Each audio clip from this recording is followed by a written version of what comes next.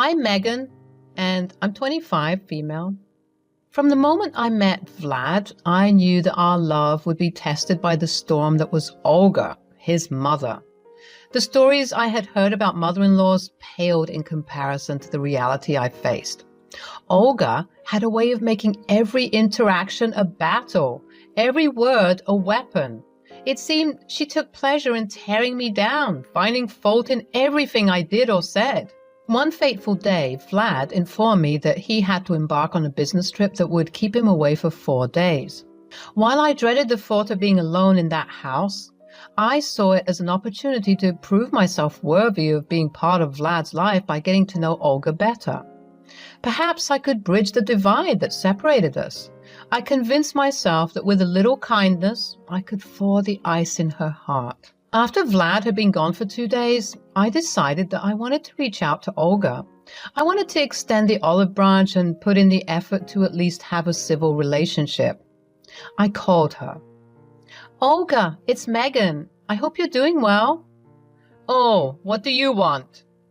I wanted to reach out because I've been thinking a lot about our relationship lately, and I genuinely want to mend the rift between us. I thought it would be nice if you could come over to our house and spend some time together.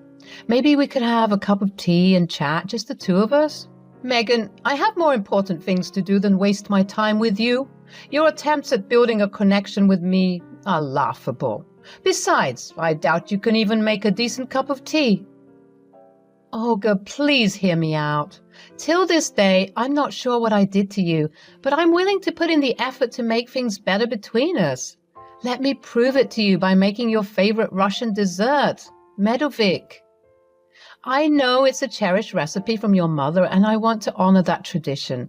It would mean a lot to me if you could join me for tea and enjoy the special treat together. Medovik? Ha! You think your American hands are capable of handling such a delicate and intricate dessert? You clearly don't understand the art of Russian cuisine. Spare me your feeble attempts at playing the perfect daughter-in-law, when we both know that you are far from that. Don't bother me again with your pitiful gestures. Before I could even reply to what she said to me, she had already cut the call. I surprised myself when I was wiping my tears away. My silent cries served as a good indicator that I was complacent in her attacks against me. But what could I do? She was so domineering and aggressive with me, and I'm not used to confrontation. For the rest of Vlad's trip, I obeyed my mother-in-law and didn't bother reaching out to see if she was okay, since that was what she wanted. It had been 5 days, and I was expecting my man to come through the door any second now. But instead, I got a call from him. Hey, Megan, I have some news. I'm really sorry, but I have to stay an extra day on this business trip. There's a work emergency that needs my attention. I hope you understand. Oh, Vlad, I understand. Sometimes we can't escape these things. Is everything all right? If I'm being honest, I don't know. I overheard some of my bosses talking about letting some people go. Maybe it's about that. Oh, no, that's awful. I hope you're not one of them. Me too, babe. That's why I gotta stay for this emergency thing, to show them I'm a team player. I get it, babe. Don't worry, I survived 4 days without you. I think I can survive one more. Here's the thing, though. I was supposed to give some money to my mother today, and since I won't be able to do it personally, I was wondering if you could help me out. I know it's a lot to ask, but I trust you, and I would appreciate it if you could give her the money on my behalf. Of course, Vlad. I'm more than happy to help, you know that. But, I have to be honest with you. I tried reaching out to your mother a couple of days ago. I wanted to invite her over, hoping we could enjoy each other's company. I even offered to make her medovik, but it didn't go well, Vlad. She shouted at me and made me feel worthless. Oh, Megan, I'm so sorry. I wish I could say I'm surprised, but that's how she always is. Please don't let her words get to you. I know it's tough, but we'll figure this out together. I'll talk to her and try to tame her beastly behavior. You don't deserve to be treated like this. Thank you, Vlad. Your understanding means the world to me. I'll give your mother the money as you requested, but I can't help but feel anxious about how she'll react. I just want things to be better between us. I understand, Megan. We'll work through this. You've shown so much kindness and love, even in the face of her hostility. I'm grateful to have you by my side. Let's hope that one day she'll realize how lucky she is to have you as her daughter-in-law." We ended the call with virtual hugs and kisses, and what was meant to be a relaxing day where I expected my husband to come home quickly turned into a nightmare where I dreaded the inevitable appearance of my mother-in-law. As the clock ticked closer to Olga's arrival, my nerves grew tense. I meticulously prepared the money and rehearsed the words I would say, hoping for a peaceful exchange. But deep down, I knew that Olga had a knack for turning any situation into chaos. When she finally arrived, the air in the room grew heavy with tension. I plastered a smile on my face, hoping to diffuse the brewing storm. I handed her the envelope containing the money, hoping for a civil interaction, a glimpse of acceptance. But before I could even utter a word, Olga's face twisted into a scowl and she unleashed her pent-up anger. "How dare you steal from my son?" "What? No, Olga, I didn't steal anything. Vlad asked me to give you the money because he couldn't be here himself. I was just trying to help." "Help? You? Don't make me laugh. You're nothing but a thief trying to take advantage of my son. I never believed you had any means of income. You're just trying to rob us blind." "Olga, please listen to me. I would never do anything to harm Vlad or take advantage of him. I love him. I'm his wife, and I want us to have a good relationship. I tried reaching out to you, to connect with you, but all you did was shout at me and push me away." "Connect with me? Ha! As if there's anything to connect.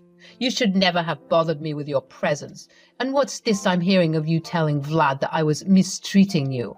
So now you're cowering under my son as some sort of shield?" "Olga, I expressed my concerns about our relationship and hoped for a better future. Is that so wrong?" "There is no relationship between us, Megan. You're nothing more than an obstacle standing in my way.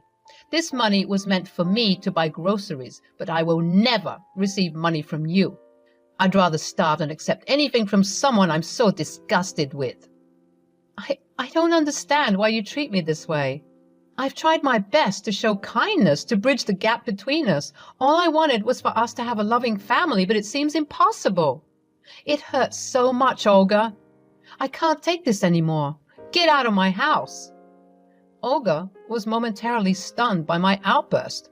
Her face twisted in disbelief, but I stood my ground, my voice shaking with determination. She reluctantly gathered her belongings and made her way toward the door. A mixture of anger and hurt etched on her face. She accused me of stealing from her son. The words cut through me like shards of glass, leaving wounds that went beyond the surface. In her eyes, I was a thief, unworthy of her son's hard-earned money. I was enraged. It was one thing being berated constantly, but accusing me of stealing? That was a new low for Olga. I had done nothing but try to help, to bridge the divide between us, and now she had shattered any hope of peaceful coexistence. Anger mixed with hurt fueled my determination to stand my ground. In the days that followed, Vlad returned from his business trip. My heart leapt with joy at the sight of him, but my excitement quickly faded when I saw the weariness in his eyes. Something was wrong, and I could feel it in my bones. "Vlad, what's wrong? You seem upset." "Megan, I lost my job. They had to make cuts, like I told you about, and I was one of the casualties." My heart sank, matching the weight of his words. Losing his job meant losing stability and financial security. Panic gripped me momentarily, but then a sense of determination washed over me. If I had to be the rock in this storm, then so be it. I wrapped my arms around him, holding him tightly. "Vlad, we'll get through this together. We'll find a way. We always do." "Megan, you've always been my rock. Now more than ever, we need each other. I'm sorry for all the stress you've endured with my mother. I promise to support you in every way I can." His words soothed my soul, reminding me of the love that bound us together. We were a team, facing life's challenges head on. At that moment, I knew that we would conquer whatever came our way. Days turned into weeks, and I embraced my new role as the breadwinner of the family. I poured my energy into my field of work, exploring more opportunities and ensuring that our ship stayed afloat. Vlad, ever supportive, took on the role of a caring homemaker, tending to our home and offering emotional support while he also looked for a job. Though the wound caused by Olga's hurtful accusations still throbbed, I refused to let it consume me. Our focus was on building a better future, not dwelling on the past. We stood tall, united against any obstacle that dared cross our path. Eventually, after several months of this new dynamic, I began to thrive in my career. I got a promotion and a huge bonus, which I then used to invest in my business ventures because I wanted to become independent at some point. As I embraced my role as the breadwinner, a new sense of purpose filled my days. My career began to flourish, and I found myself excelling in ways I never thought possible. The financial success I achieved fueled my ambition and ignited a spark of entrepreneurship within me. With my newfound financial stability, I started exploring opportunities to pursue my dream of owning a cafe. The thought of leaving my job and venturing into a business of my own brought both excitement and trepidation, but I was determined to make it a reality. Every spare moment was dedicated to researching, planning, and saving. I pored over business strategies, visited potential locations, and carefully calculated the costs involved. It was a daunting endeavor, but the thought of creating something of my own filled me with boundless energy. Meanwhile, Vlad faced the reality of his changed circumstances. He used to financially support his mother, ensuring her needs were met. But with the loss of his job, he could no longer provide the same level of financial assistance. It was a difficult adjustment for him, but he stood firm in prioritizing our future together. One day, Olga reached out to Vlad, her voice tinged with hesitation. She asked if he could send her money just as he had done in the past. I happened to be in the room when he received the call, listening intently to the conversation. Vlad hesitated for a moment, glancing at me with a mixture of concern and determination. He took a deep breath and spoke with unwavering honesty. "Mom, I can't send you money anymore. I've hit a rough patch, and Megan has been shouldering the financial burden. If you need, perhaps you should consider reaching out to her." Silence hung in the air for a few seconds as Olga processed his words. Eventually, she responded, her voice hesitant. I'll think about it."